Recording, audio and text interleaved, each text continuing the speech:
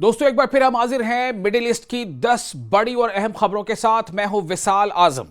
Iran और आबनाए हुर्मुज, Iran और Oman के दरमियान स्ट्रेट ऑफ हुर्मुज को दोबारा खोलने के लिए बातचीत में पेशरफ्त हुई है। अमेरिका का कहना है कि अभी हतमी मुआहिदा नहीं हुआ है, लेकिन मुज़ाकरात से उम्मीद पैदा हुई है। हुर्मुज खोलने से तेल की सप्लाई और आलमी तिजारत को बड़ी राहत मिल सकती है। सऊदी अरब, तुर्की और पाकिस्तान का दिफाई मुआहिदा। सऊदी अरब, तुर्की और पाकिस्तान के दरमियान नए मुश्तरका दिफाई मुआहिदे पर पेशरफ्त हुई है। इस मुआहिदे का मकसद तीनों कंट्रीज के दरमियान सिक्योरिटी और दिफाई ताउन मजबूत करना है। मिडिल ईस्ट में बढ़ती कशीदगी के दरमियान इस मुआहिदे को अहम पेशरफ्त करार दिया जा रहा है। यमन में हौसियों की कार्रवाई।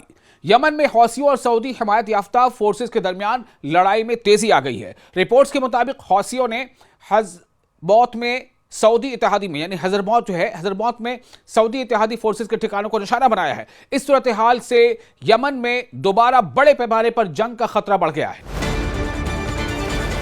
गजा में इस्राएली कार्रवाइयां। गजा में इस्राएली फौजी कार्रवाइयां और कशीदगी बदस्तूर जारी है। जंग बंदी और हमास को गैर मुसल्लह करने से मुतालिक मुज़ाकरात के बावजूद जमीनी सूरत हाल में बड़ी बेहतरी नहीं आई है। गजा में इंसानी बहरान बदस्तूर एक बड़ा आलमी मसला बना हुआ है। लेबनान और हिजबुल्लाह का मामला। लेबनान में हिजबुल्लाह के हथियारों और उसके मुस्तकबिल के किरदार पर सियासी बहस तेज हो गई है। लेबनानी हुकूमत हिजबुल्लाह के अस्करी किरदार को महदूद करने के लिए दबाव बढ़ा रही है। इस मामले पर लेबनान और इसराइल के दरमियान मुज़ाकरात भी अहम मरहले में हैं। सऊदी अरब पर सिक्योरिटी खतरा। सऊदी अरब ने खित्ते में बढ़ते हुए मिसाइल और ड्रोन खतरात के बाइस अपनी सिक्योरिटी मजीद सख्त कर दी है। हौसियों की जानिब से सऊदी अहदाफ के खिलाफ कार्रवाइयों के इत्तलात सामने आई हैं। रियाज मशरिक़ वस्ता में जारी तनाज़े को अपने इलाके तक फैलने से रोकने की कोशिश कर रहा है। तेल की कीमतों पर हुर्मुज का असर। स्ट्रेट ऑफ हुर्मुज यानी आबनाए हुर्मुज में कशीदगी के बाइस आलमी तेल की सप्लाई पर दबाव बरकरार है। अमेरिका और ईरान के मुज़ाकरात में पेशरफ्त की खबर से मार्केट में कुछ उम्मीदें पैदा हुई हैं। अगर स्ट्रेट ऑफ हुर्मुज मुकम्मल तौर पर खुलता है तो तेल की कीमतों और आलमी तिजारत पर मुस्बत असर पड़ सकता है। इसराइल में फलस्तीनी कारकुन के कत्ल का मुकदमा।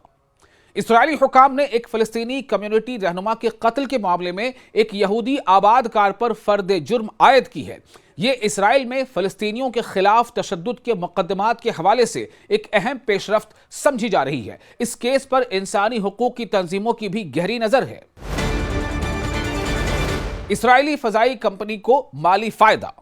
इसराइली फजाई कंपनी एल आल ने दूसरी सहमाही में मुनाफा में नुमाया इजाफा रिपोर्ट किया है। कंपनी के मुताबिक इस अरसे में खालिस मुनाफा गुज़िश्ता साल के मुकाबले में तकरीबन 2 गुना हुआ है। खित्ते में जंग और परवाजों के मसाइल के बावजूद कंपनी की माली कारकर्दगी मजबूत रही है। मिडिल ईस्ट में सिफारती कोशिशें।